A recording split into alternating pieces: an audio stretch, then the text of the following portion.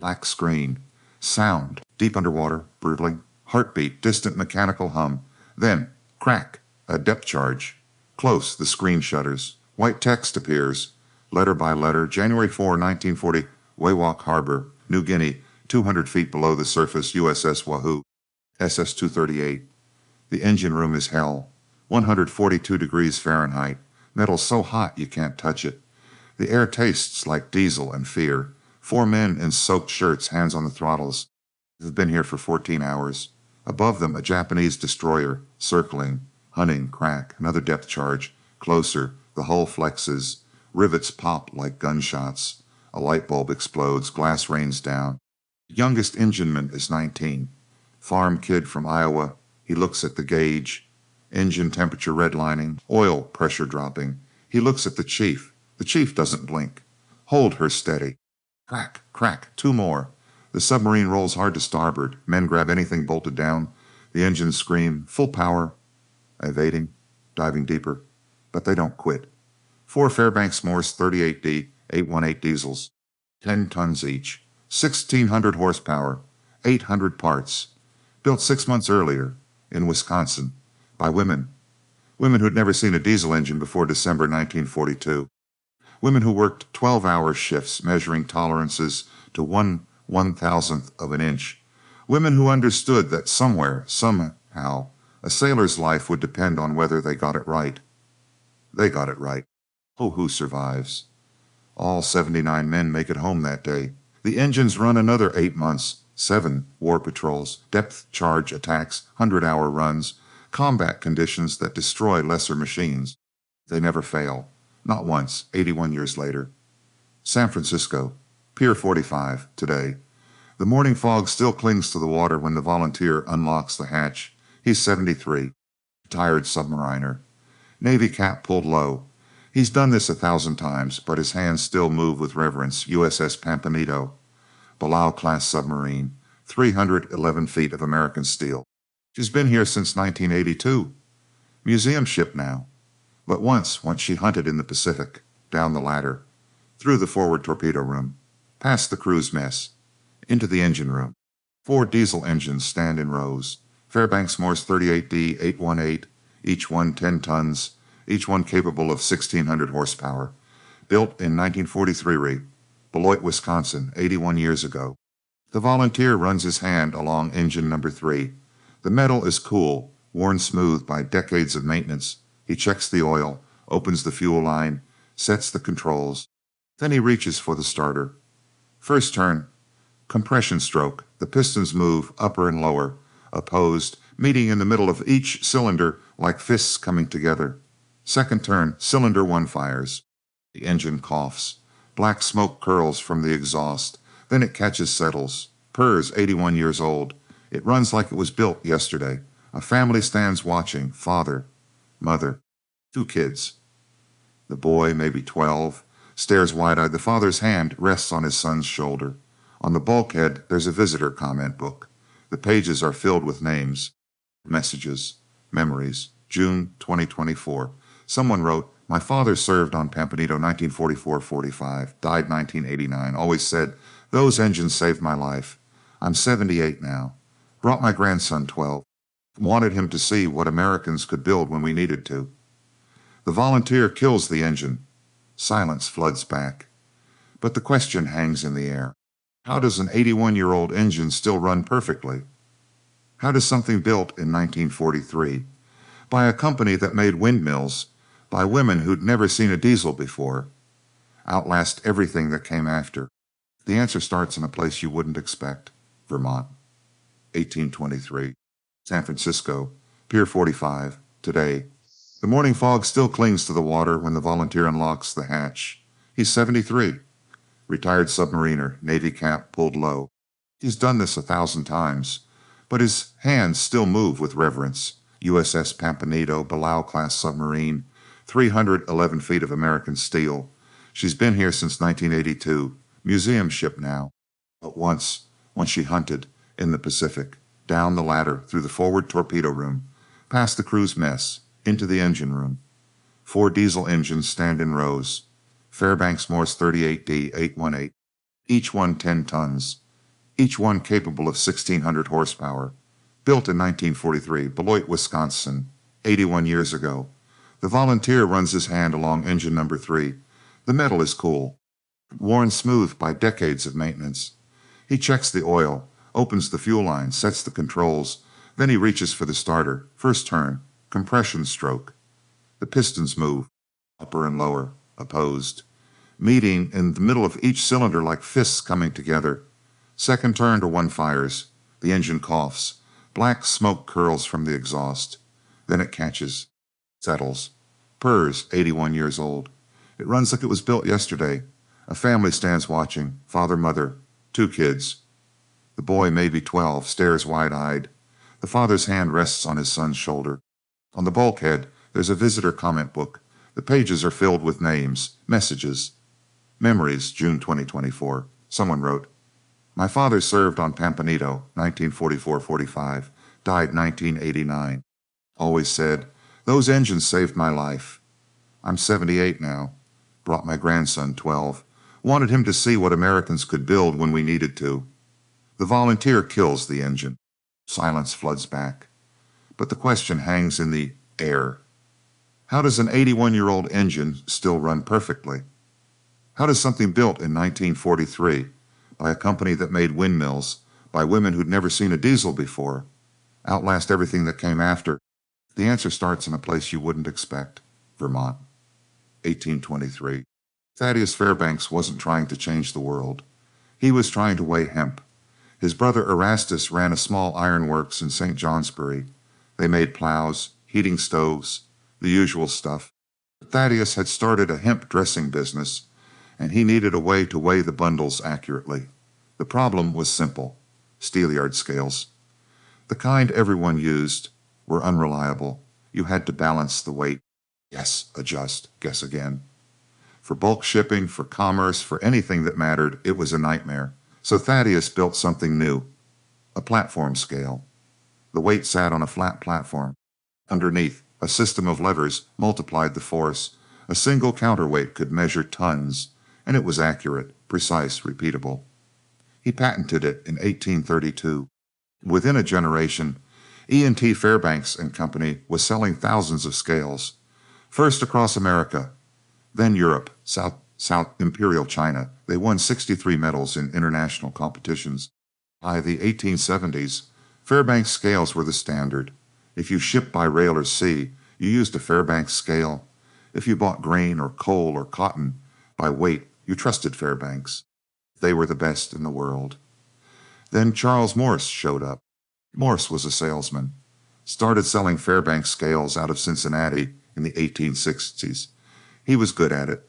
Built his own distribution network, expanded to Cleveland, Pittsburgh, Louisville. By 1870, he'd moved to Chicago and become a partner. Morse saw what Thaddeus Fairbanks had seen. If you built quality, people would pay for it. But Morse also saw something else: opportunity. In Beloit, Wisconsin, a former missionary named Leonard Wheeler had designed a windmill, a good one, the Eclipse windmill. Durable, reliable, perfect for pumping water on prairie farms where the wind never stopped blowing. Morse brought Wheeler into the business. 1880. Fairbanks-Morse and Company began making windmills in Beloit, then pumps, then small engines, because farmers needed backup power when the wind died. The company grew, diversified. By 1910, their catalog was 800 pages thick: typewriters, hand trucks, railway equipment, industrial supplies. If you needed it, Fairbanks-Morse probably made it. But their reputation was still built on 2 things: precision and reliability. The shift to engines happened slowly. Then all at once, after Rudolph Diesel's American patents expired in 1912, Fairbanks-Morse entered the diesel business. They started with the Model Y semi-diesel, workhorse stuff, sugar mills, rice mills, timber operations. 1924, the YVA, first high-compression, cold-start diesel engine developed entirely in America, no foreign patents. Built and Beloit loved them. So did oil field operators. They were simple, tough, ran forever. But the company was still known for windmills, still seen as a farm equipment manufacturer, still underestimated. Then, In the early 1930s, an engineer at Fairbanks-Morse read about something happening in Germany. Hugo Junkers was a genius, aircraft designer, engine innovator. He developed something radical, an opposed piston diesel engine. Most engines have one piston per cylinder. It moves down on the intake stroke, up on compression, down on power, up on exhaust. Simple, but you need valves, cylinder heads, camshafts, complexity. Junker's design was different. Two pistons per cylinder, no cylinder head, no valves. Each piston moves toward the other. They meet in the middle. Combustion happens between them. The expanding gases drive both pistons apart. One uncovers the exhaust ports, the other uncovers the intake ports, scavenging and power in one elegant motion. The advantages were stunning. Fewer parts, better thermal efficiency, more power for the same size and weight, simpler maintenance. Junkers put them in aircraft. The Jumo 205. It worked, but the engine was too heavy for aviation, too narrow in its power band. The design was brilliant. The application was wrong. Fairbanks-Morse saw something else. You scaled it properly, adapted it for marine use, made it reliable. It could revolutionize submarine engines. They bought the license. Early 1930s, right before the Nazis forced Junkers out of his own company, right before war made such cooperation impossible. They brought the design to Beloit, and they started building. The engineers worked for years, adapting, testing, redesigning. The first prototypes were disasters, cooling problems, vibration issues, parts that failed under stress. But they kept refining. By 1938, they had it. 38D818. The designation was simple, introduced in 1938. Bore diameter 8 1/8 inches. Stroke 10 inches. Available in 4 to 12 cylinder configurations. For submarines, they built the 10-cylinder version, 1,600 horsepower. 800 parts, half the number in competing engines. It was compact, powerful, and on paper it looked incredibly reliable. The Navy was interested, but there was a problem. Fairbanks-Morse made windmills. When the Navy sent a procurement team to Beloit in 1938, they found exactly what they expected. A factory that built small engines, farm equipment, industrial pumps, not warship power plants. The Navy had two proven contractors already. General Motors, massive corporation. The Winton division had been building marine diesels for years. Their V-16 was powerful, proven, 1,600 horsepower, complex, over 1,600 parts, but it worked. Then there was Hooven Owens Rentschler, HOR, innovative, aggressive. Their double-acting pancake engine had the best power-to-weight ratio anyone had ever seen. 2 power strokes per revolution, 9 cylinders, 1,535 horsepower. On paper, HOR was revolutionary. The Navy loved it. Fairbanks-Morse, the windmill company, they were the long shot. The Navy made a decision. Competition. Let all 3 contractors build engines. See which ones survived. Fleet service. General Motors got 40% of the contract. HOR got 30%. Fairbanks-Morse got 30%. Insurance. Redundancy. If one failed, the others would pick up the slack. The first HOR engines went into USS Salmon in 1938. The first Fairbanks-Morse engines went into testing the same year. The race was on. But nobody knew which engine would actually win. Nobody knew that within 5 years, one of these designs would be completely eliminated from the fleet. Nobody knew that the engine from the windmill factory would end up powering the most lethal submarine force in history. And nobody knew that on December 7, 1941, everything would change. Pearl Harbor, 7:48 a.m. Hawaiian time. The first bombs fell on Battleship Row. By 9:45 a.m. it was over. 2,400 Americans dead. 18 ships sunk or damaged. 164 aircraft destroyed. Arizona burned for 3 days. In Washington, the numbers were already being calculated. The Navy needed 200 new fleet submarines. Maybe more. Construction timelines. 2 years per boat. Engine production had to triple. Maybe quadruple. 3 contractors. 3 designs. Only one question mattered now. Which engine would survive the war? The answers would be written in the Pacific. In combat. In-depth charge attacks. and 100-hour patrols, and engine rooms where the temperature hit 140 degrees, and the crew's lives depended on pistons and crankshafts and precision machining from a factory in Wisconsin. The answer would be written by women who'd never built an engine before, by submariners who'd never come home, and by an opposed piston diesel that refused to quit. At first, the Navy had to learn a hard lesson. Innovation on paper doesn't mean reliability at war, and sometimes the best contractor is the one nobody believed in. USS Salmon, SS-188. Every engine room is a steel box, 30 feet long, 12 feet wide. Every surface is metal. Pipes run overhead like arteries. Gauges line the bulkheads. And in the center, taking up nearly all the space, sits the main engine. Hooven-Owens Rentschler, 9 cylinders, double-acting. The pancake design, most advanced submarine diesel in the world, on paper. The temperature gauge reads 138 degrees Fahrenheit. The engineman's shirt is soaked through. He's been on watch for 4 hours. 4 hours of noise. Heat, the constant vibration that rattles your teeth. Something's wrong. He hears it before he sees it. A grinding sound, metal on metal, wrong pitch, wrong rhythm. He kills the throttle. The engine winds down. Silence feels like a physical thing. Opens the inspection panel. The gear teeth are shearing off, little fragments of hardened steel scattered in the oil pan like broken glass. The internal gearing, the heart of the double-acting system, is destroying itself. USS Salmon limps back to Pearl Harbor. 3 months in port. The enemy is out there. The war is happening. And Salmon is going nowhere. It wasn't just Salmon. 20 submarines got HOR engines, 20 boats, 1,400 submariners. The newest, most sophisticated diesels the Navy could buy. They failed. USS Skipjack, gearing problems. USS Snapper, sealing failures. USS Sturgeon, overheating. The double-acting design, 2 power strokes per revolution, generated incredible heat. The internal mechanisms couldn't handle it. Engine room temperatures hit 140 degrees, 150. Men worked in conditions that would violate every labor law written. But this was war. You dealt with it until you couldn't. USS Gunnell, SS-253, November 1942, en route to England. Critical deployment. The boat is brand new, commissioned 3 months earlier. HOR engines, the latest model, supposed to be the best. 12 hours out of port, the starboard engine starts losing power. The engine men run diagnostics. Check the fuel system, the air intake, the cooling, everything. By hour 24, they've found the problem.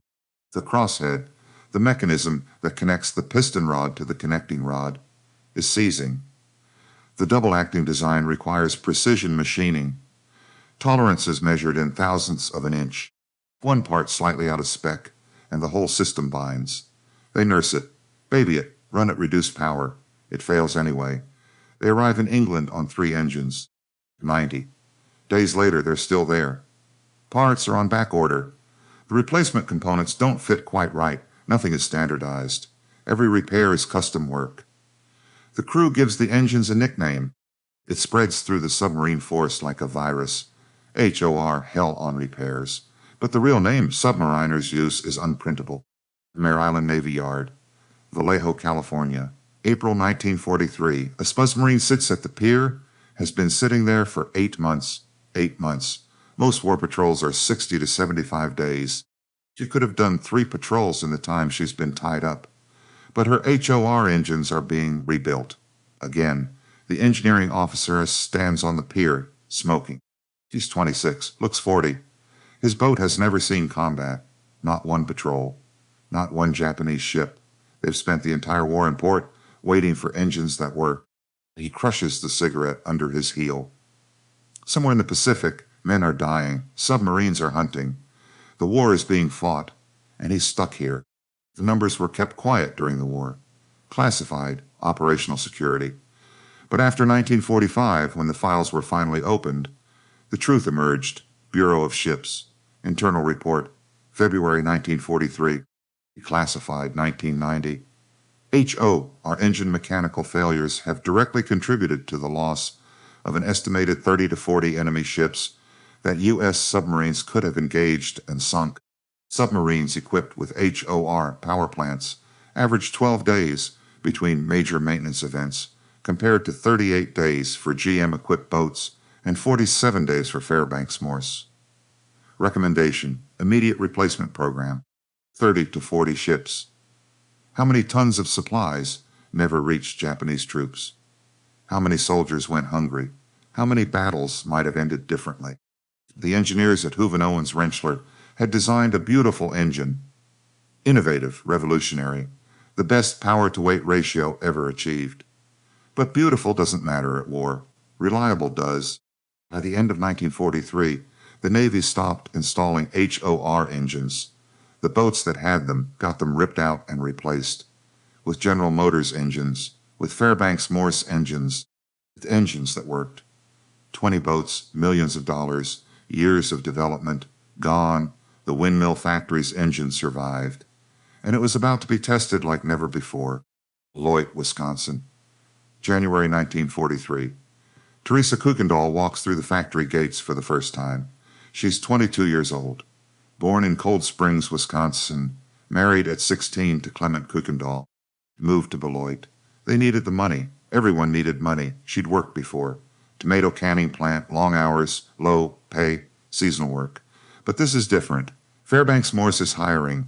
The war needs engines. The men are gone.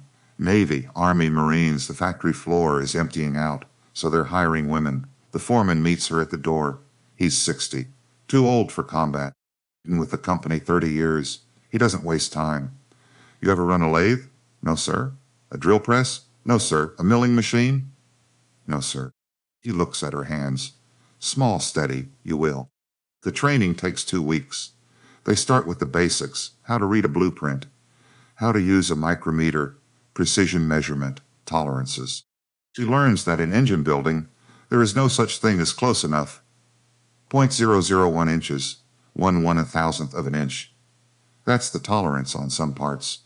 The diameter of 2 sheets of paper. Get it wrong and the engine fails. Get it wrong and sailors die.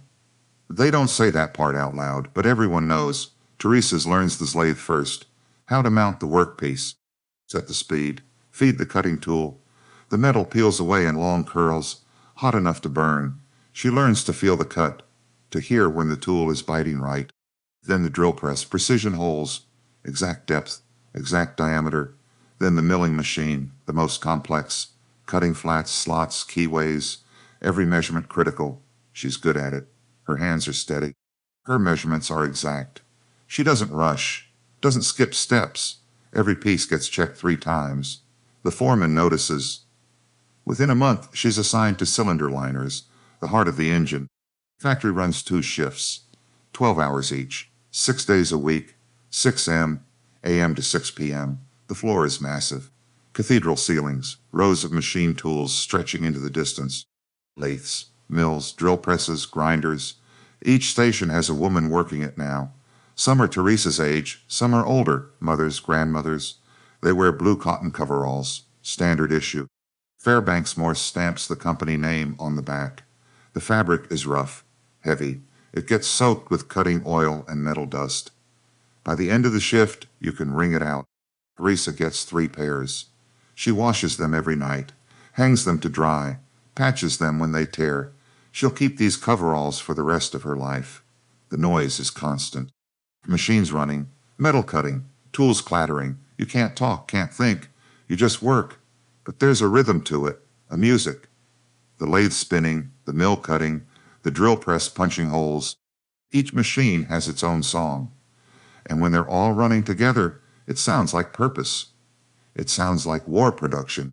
The cylinder liner is a steel tube, 8 1/8 inches in diameter, 38 inches long. It sits in the engine block. The pistons move inside it, upper piston, lower piston, meeting in the middle. The tolerances are brutal. The inside diameter has to be precise to within 0.001 inches along the entire length. The surface finish has to be smooth enough that the piston rings seal perfectly, but rough enough that oil clings to the walls. Too smooth, and the engine seizes. Too rough, and it burns oil. Teresa's job is to finish machine the interior. She mounts the liner in the lathe, sets the cutting tool, runs it the full length, checks the diameter, adjusts, runs it again. She measures 6 times before she's satisfied. Every liner takes 90 minutes. She does 4 per shift. 12 cylinders per engine, 10-cylinder configuration for submarines. She's making enough liners for 1 engine every 3 shifts, 1 finished engine every day. That's the goal. The women of Beloit hit it in 1943 and held it every single day for 3 years. The quality control inspector is a man named Howard. He's 55. Failed his Navy physical, bad knees, so he builds engines instead. He checks every cylinder liner before it goes to assembly. Acrometer. 6 measurements along the length. If one is out of spec, even .002 inches, it gets rejected. Teresa has never had a liner rejected. Howard notices. One day, he pulls her aside during lunch break. "You're good at this," he says. "Thank you." "You know what these go into?" "Submarine engines." "You know what that means?" She doesn't answer. It means some sailor, some kid from Iowa or Texas or wherever. He's going to be 300 feet underwater. Enemy destroyers overhead. Depth charges going off. And his life is going to depend on whether that engine keeps running. He taps the liner she just finished. "This piece right here. You made it. Your measurements. Your hands." That sailor's going to trust his life to this. You understand? Teresa nods. "Good," Howard says, "because you're doing it right." He walks away. Teresa goes back to her lathe. She measures 7 times on the next liner. The production numbers climb. 1942, 180 engines. 1943, 620 engines. 1944, 850 engines. The factory never stops. Day shift, night shift. The machines run 24 hours. The women rotate, but the work continues. By 1945, Beloit had 2 built 1,300 Fairbanks-Morse 38D818 engines, enough to power over 200 submarines. The defect rate is 0.02%. Industry standard is 2%. Beloit is 90 times better. General Motors, building engines in Cleveland with experienced male machinists, has a defect rate of 1.8%. The women in Wisconsin, most of whom had never seen a diesel engine before 1943, are beating the best male workforce in the country by a factor of 90. The Navy engineers study this, try to understand it. Their conclusion in a 1946 report, Beloit Production Quality, attributed to workforce pride and adherence to precision training protocols. Translation: the women cared. They knew what they were building. They knew who it was for. They knew what failure meant, so they didn't fail. Brisbane, Australia, December 31, 1942. Lieutenant Commander Dudley Walker Morton stands on the deck of USS Wahoo, SS-238, Cato-class submarine. Commissioned 7 months earlier, 2 war patrols completed, 0 enemy ships sunk. Morton is 35 years old, Kentucky native, Naval Academy class of 1930. His nickname is Mush, short for Mushmouth, a cartoon character he supposedly resembles. Big jaw, wide mouth, the kind of face that looks like it's grinning even when it's not. He just took command today. The previous captain, Marvin Kennedy, was relieved. Not aggressive enough, too cautious. The boat had been in combat zones, had opportunities, let them slip away. Morton is different. He's been watching, riding along as prospective commanding officer on Wahoo's 2nd patrol, seeing how Kennedy operated, how the crew responded, what the boat could do if someone pushed it. Now it's his boat, his crew, his war. The executive officer is Lieutenant Richard O'Kane, 29, from New Hampshire. He and Morton have a plan. Tomorrow, January 1, 1943, Morton will give a speech. It will become legend. The crew assembles topside. Over 80 men. Some are veterans. Most are kids, 19, 20, 22, from farms and factories in small towns all over America. They don't know what to expect from the new captain. Morton looks at them, doesn't smile, doesn't try to be friendly. "Wahoo is expendable," he says. The words hang in the humid air. "We're going hunting. We're going to find the enemy, and we're going to sink every ship we see. That means taking risks. Big ones. We might not come back." He pauses. "Anyone who wants off this boat, you've got 30 minutes to notify the yeoman. Request transfer. No questions asked. No negative reports. No shame. If you don't want to be here, I need to know now. Silence. Morton waits. Not one man moves. Good, Morton says. Wahoo gets underway 16 days later. USS Wahoo. Third War Patrol. January 16, 1943. The engines are Fairbanks-Morse, 4 of them. 10-cylinder configuration. 1,600 horsepower each. Built in Beloit. Some of them may be finished by Teresa Kuykendall. Maybe Howard checked the tolerances on the cylinder liners. Maybe a woman in blue coveralls measured the bore diameter 7 times before she was satisfied. The crew doesn't know any of that. They just know the engines run, day after day, hour after hour, half power, emergency speed, silent running, crash dives, surface runs. The engines never quit. January 24, 1943, Wewak Harbor, New Guinea. Wahoo has no charts, no official maps. The harbor is uncharted territory. Too shallow for submarines, too dangerous.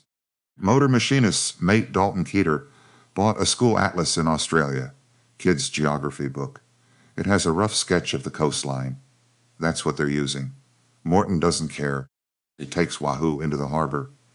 Submerged. Hunting. Morton's 30 hours. Periscope depth. Morton Spotvoy. 4 ships, freighters, transports, stores escort. He doesn't wait. Doesn't calculate. Doesn't second guess. Battle stations. Wahoo attacks. The boat shudders as the torpedoes leave the tubes. 1, 2, 3, 4, 46 seconds. The first ship explodes. The destroyer turns. Opens fire. 5-inch guns.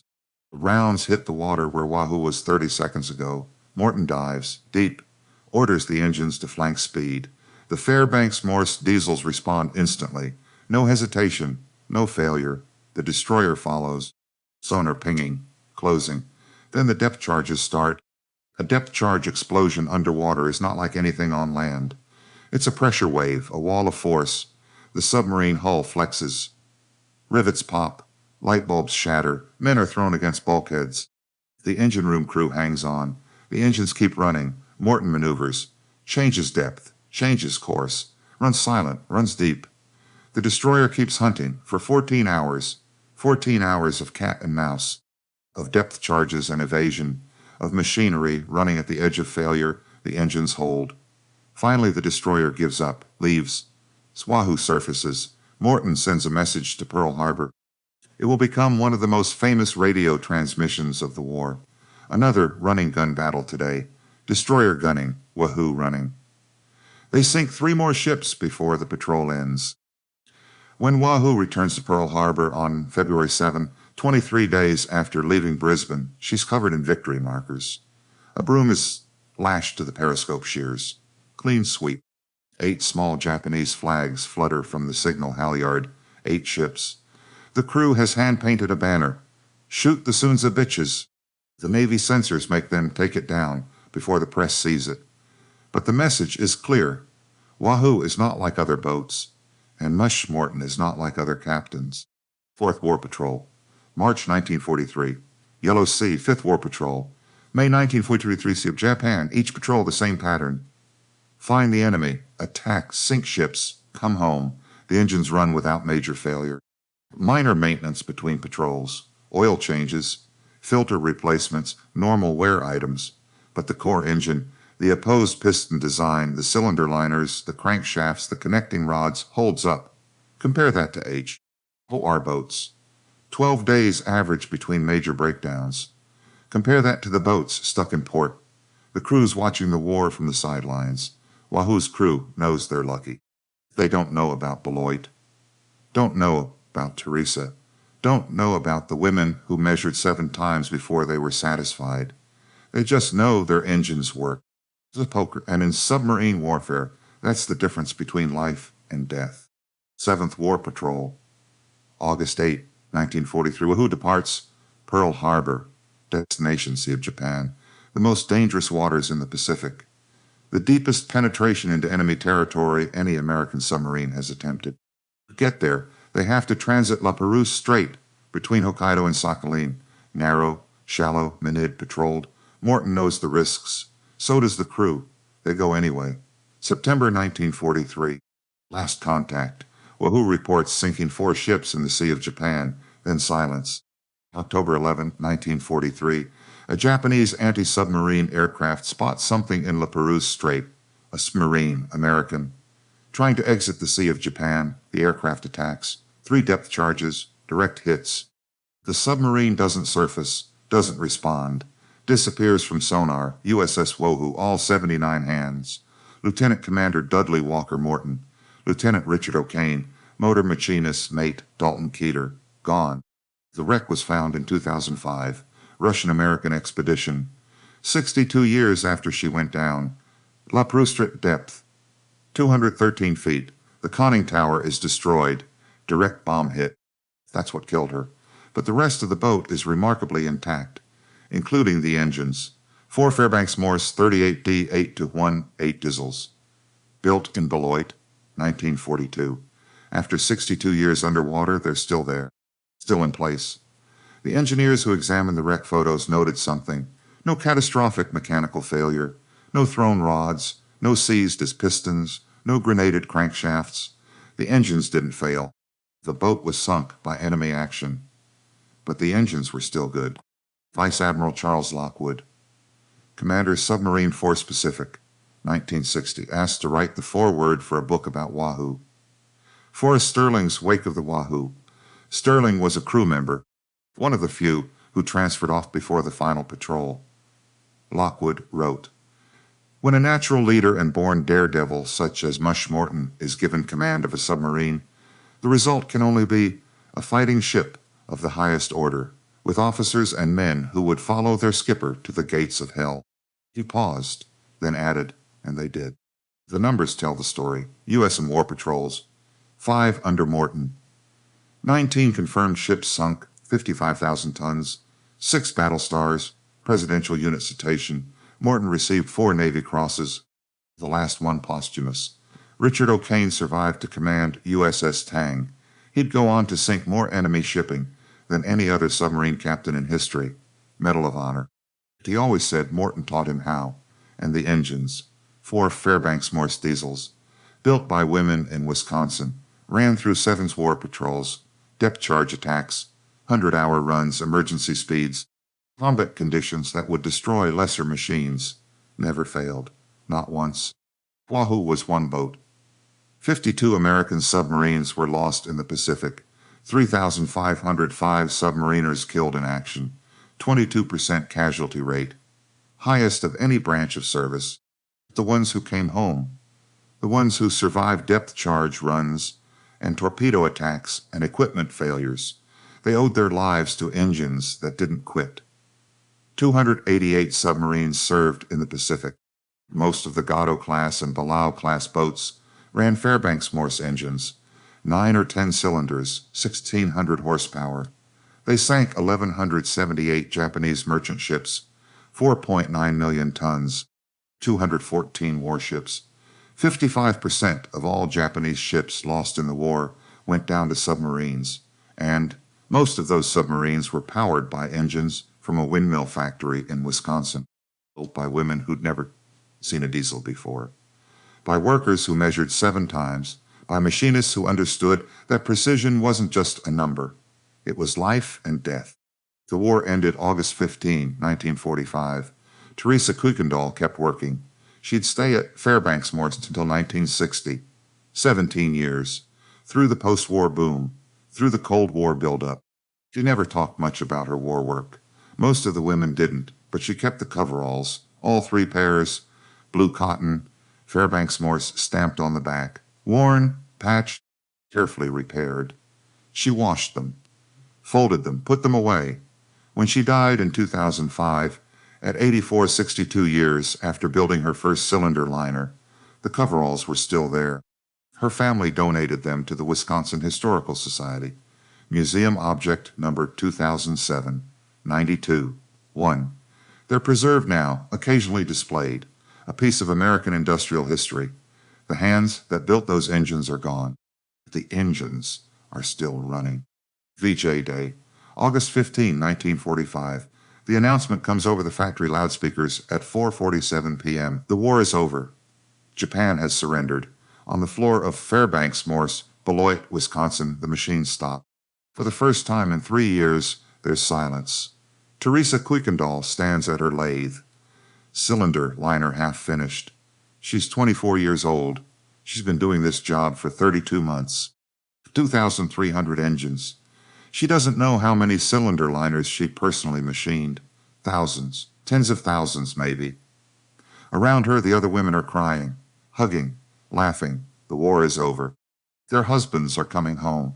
Their sons, their brothers. Teresa just stands there. She thinks about the engines, the ones she built, the submarines they powered, the men who depended on them. She wonders how many came home. She'll never know the answer, but she folds her coveralls that night with the same care she always has, washes them, hangs them to dry. Tomorrow, she'll be back at the lathe. The war might be over, but the work isn't done. Factory doesn't shut down. Everyone expected it to. War production ends. Contracts get canceled. Rosie the Riveter goes home. That's how it's supposed to work. But Fairbanks-Morse keeps running. They pivot. Start building engines for civilian ships, for power generation, for industrial applications. The opposed piston design that won the war now powers peacetime. Teresa stays on. So do hundreds of other women. Some quit. Go back to being homemakers. That's what the posters said they should do, what society expected. But not all of them. Teresa works another 15 years, until 1960, until she's 40 years old and pregnant with her first child. By then, she's been building engines longer than she's been doing anything else in her life. Her marriage to Clement ended in 1951. She remarried in 1953. Eugene Davis, they'll stay together. But the engines, the precision, the 3 measurements, and then 4 and then 7 because you had to be sure, that never leaves her. The engines go everywhere. Some stay in submarines. The Navy keeps building boats through the late 1940s and early 1950s. Diesel, electric, not nuclear yet. Those are still years away. Fairbanks-Morse 38D 818 engines power the Tang class, the most advanced diesel submarines America has ever built. At least they're supposed to. The Navy tries something new. EMD 16338 engines, electromotive division, General Motors, 16 cylinders arranged in a circle. Pancake engines, innovative, compact. They fail, catastrophically. Same problem HOR had a decade earlier. Innovation on paper, disaster in practice. So the Navy rips them out, replaces them with World War II-style Fairbanks-Morse engines. Proven, reliable, boring, the engines that work. But some engines take a different path. Fairbanks-Morse looks at the post-war market. Railroads are converting from steam to diesel. There's money there, opportunity. They adapt the 38D 818 for locomotives. It makes sense. The engine is powerful, compact, fuel efficient, everything railroads need. They build several models, the H1044 switcher, the H1544 road switcher, the massive Trainmaster, 6 axles, all powered by opposed piston diesels. At first it works. The engines perform well in yard service, short runs, flat terrain, sea-level air. Then the railroads try them in mainline service, western routes, high altitude, hot temperatures, dry air. The engines start failing. Lower piston temperatures. The exhaust ports are near the bottom pistons. In submarines, cold seawater cooled them. In locomotives, especially at altitude, they run too cool. The pistons crack. Cylinder liners wear unevenly. Replacing a power assembly in a submarine, relatively simple. The engine is accessible. Sea-level pressure, controlled environment. Replacing a power assembly in a locomotive, nightmare. You need a crane. Have to lift the entire roof off, pull the upper crankshaft, remove the upper pistons, then reverse the process. 8 hours, sometimes more. The railroad maintenance supervisors hate them. By 1963, Fairbanks-Morse exits the locomotive business. The engine that powered the most successful submarine force in history can't handle the American West. It's a humbling lesson. The right tool for the right job. Always. There's a twist. The Soviet Union is watching. After the war, they get their hands on a Fairbanks-Morse engine. Nobody knows exactly how. Captured equipment, Lend-Lease surplus, espionage, probably all 3. Soviet engineers reverse engineer it. They create the 2D-100, direct descendant of the 38D-81. Same opposed piston design, same basic architecture. Modified for their needs, they put it in a locomotive. The TE-3, it works. The TE-3 becomes the first mass-produced Soviet diesel locomotive. They build 7,600 of them, 7,600. They run all over the USSR, Siberia, Central Asia, everywhere. The engine that couldn't handle Wyoming handles Siberia just fine. Later they developed the 10D-100, turbocharged version.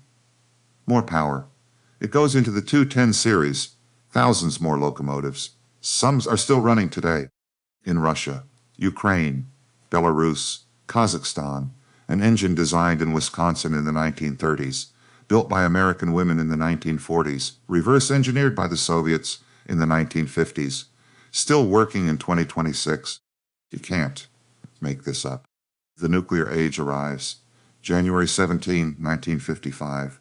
SSN 571, first nuclear-powered submarine. She signals, underway on nuclear power, the diesel-electric era is over, or so everyone thinks. But there's a problem. Nuclear reactors are reliable, incredibly reliable. But they're not perfect. They need maintenance. They can have problems. And when you're 200 feet underwater, 300 miles from land, you need a backup. You need a diesel generator. The Navy looks at their options. General Motors, good engines, proven but complex. Fairbanks-Morse, the 38D-818 updated version, designated 38ND-81, same basic design. Improved materials, tighter tolerances, better seals. The Navy runs the numbers. Fairbanks-Morse engines have been in continuous production since 1938. 17 years, thousands built. Defect rates still below 0.1%. No catastrophic failures in fleet service. The choice is obvious. Every nuclear submarine gets a Fairbanks-Morse backup diesel. Every single one. USS Los Angeles, SSN 688, commissioned 1976. Deep in her hull, below the reactor compartment, sits a diesel generator. Fairbanks-Morse 38ND-818. Same engine that powered Wahoo. Same design that Teresa Kuykendall built cylinder liners for. 33 years later, still the best option. The Los Angeles class runs from 1976 to 1996. 62 boats. Everyone has a Fairbanks-Morse backup. Then the Seawolf class. 3 boats, 1997 to 2005, Fairbanks-Morse. Then the Ohio class, 18 boats, ballistic missile submarines, the most powerful warships ever built. Each one carries 24 Trident missiles. Each missile can destroy a city, and each one has a Fairbanks-Morse diesel as backup power. In 2026, 42 American nuclear submarines are in active service. 42 boats, all with Fairbanks-Morse backup diesels. An engine designed 88 years ago. Still trusted, still working, still the standard. Beloit, Wisconsin. 2024. The city hasn't changed much. Population 36,000, up from 28,000 in 1945. Modest growth. The kind of place that doesn't make headlines. The old Fairbanks-Morse factory is mostly gone. Parts of it demolished. Parts converted to other uses. The massive floor where Teresa worked no longer exists, but on the edge of town, there's a modern facility, FM Defense, successor company to Fairbanks-Morse, part of Arcline Investment Management now. But the lineage is clear. They still build opposed piston engines, 550 employees. They still train machinists to the same standards, precision. Tolerances measured in thousands. 3 measurements, then 4, then 7 if you need to be sure. They still build engines for the U.S. Navy. And on November 20, 2023, a literal combat ship was commissioned. USS Beloit, LCS-29, named for the city that built the engines that won the war. San Francisco. Pier 45, today. The morning fog is lifting when the school group arrives. 25 kids, middle school, 8th grade. Their teacher brings them every year. They tour USS Pampanito. The submarine was commissioned November 6, 1943. Mare Island Navy Yard. Beloit class. She made 6 war patrols, sank 6 Japanese ships, rescued 73 Allied Piabios from the water after a convoy battle. She survived the war. In 1982, she became a museum ship. The kids crowd into the engine room. It's cramped, hot. Even with the engines off, you can feel the ghosts of heat and noise and men working 12-hour watches. 4 diesel engines dominate the space. Fairbanks-Morse 38D-818, built 1943. Beloit, Wisconsin.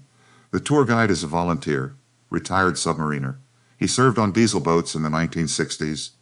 Different era, same engines. These engines, he says, are 81 years old. The kids don't look impressed. 81 years isn't much when you're 13. Let me show you something, he says. He goes through the startup procedure, checks the oil, opens the fuel line, sets the controls, reaches for the starter. First turn compression stroke, second turn cylinder 1 fires. The engine coughs, black smoke, then it catches, settles into a steady rhythm, purr of pistons, whir of crankshafts. 81 years old, runs like new. One of the kids, a boy maybe 14, steps closer. How? He asks.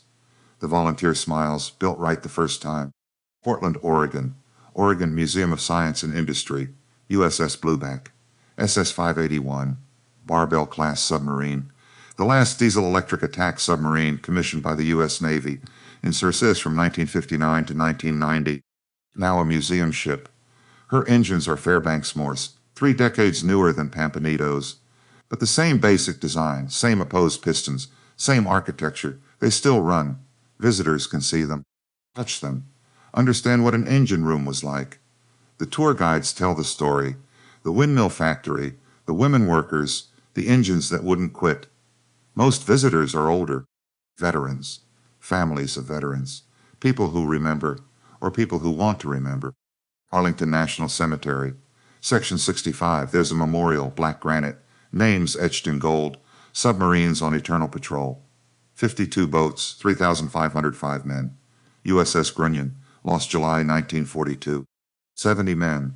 USS Wahoo, lost October 1943, 79 men. USS Tang, lost October 1944, 78 men, 9 survivors. USS Swordfish, lost January 1945, 89 men.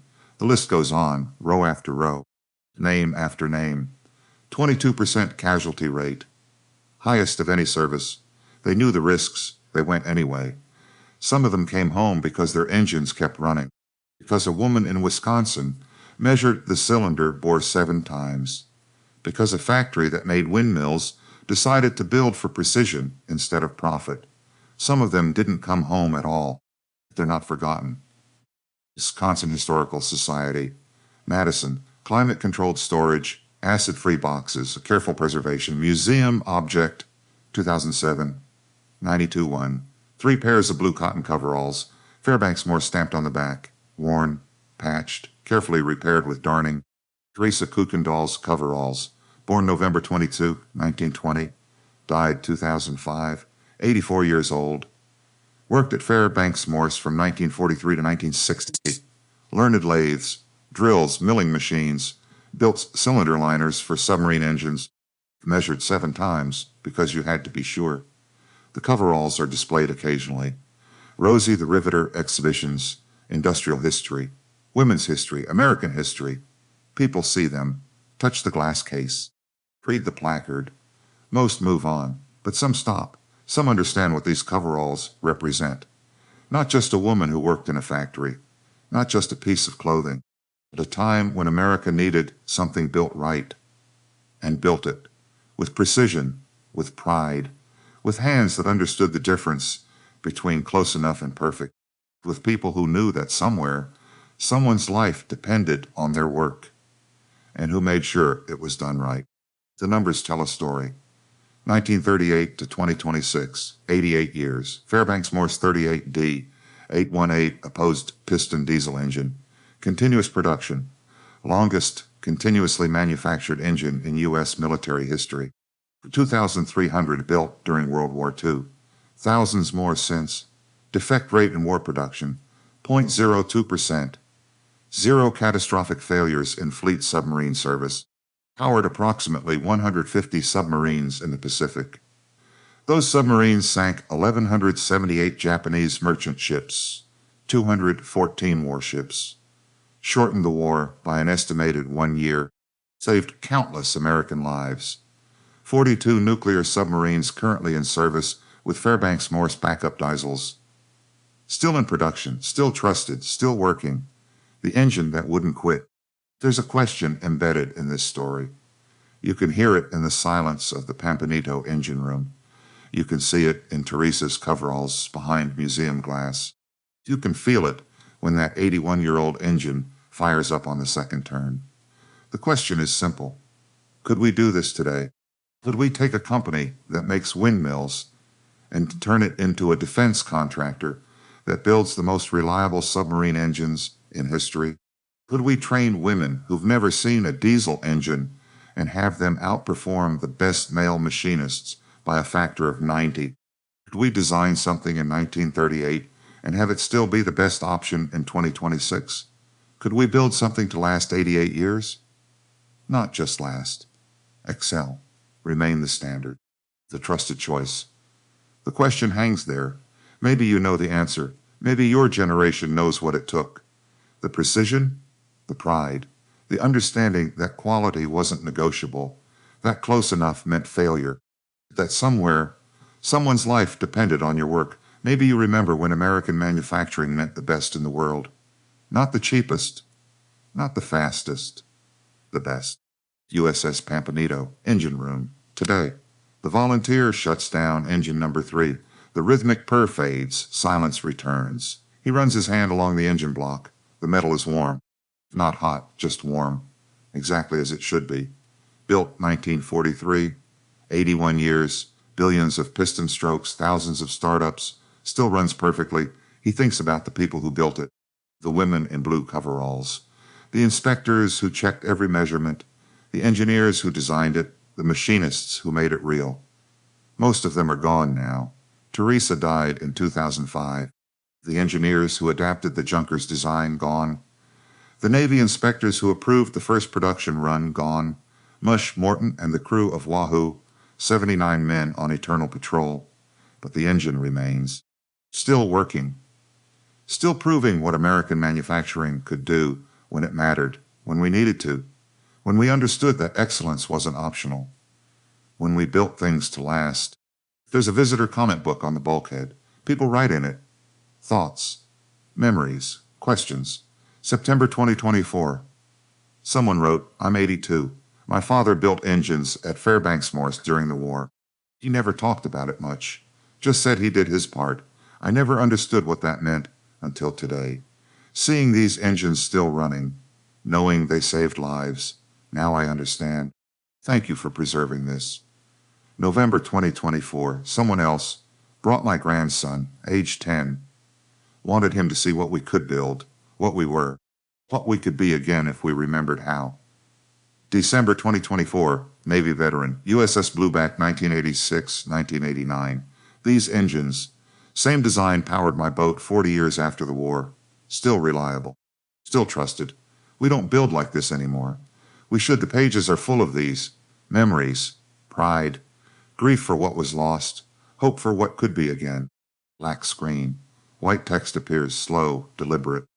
In memory of the 3 505 submariners who rest on eternal patrol, also USS Amberjack, USS Crichton, not USS Prampercle, USS Grenadier, USS Triton, USS SR-12, USS Grayling, USS Pompano, USS Cis Grayling, USS Pompano, USS Cisco, USS Wahoo, USS Sculpin, USS Sculpin, USS Scorpion, USS Sculpin, USS Scorpion, USS Escalar, USS Albacore, USS Growler, USS Swordfish, USS Legardo, USS Bonefish, USS Bullhead, and 42 more. 52 submarines, never forgotten. And in gratitude to the women of Beloit, Wisconsin, who built the engines that brought some of them home, Teresa Kuykendall and thousands like her, who measured 7 times, who understood that precision was life and death, who knew that somewhere someone depended on their work, who did it right. Final image, USS Pampanito. Engine number 3, Fairbanks-Morse 38D-818, built 1943. Beloit, Wisconsin. The engine that wouldn't quit, still running 88 years later. American manufacturing. When we needed to. When it mattered. When we built things to last. Fade to black. The engine's rhythm echoes steady, eternal, unquiet. A promise kept across nearly a century. We built this right, and it's still running.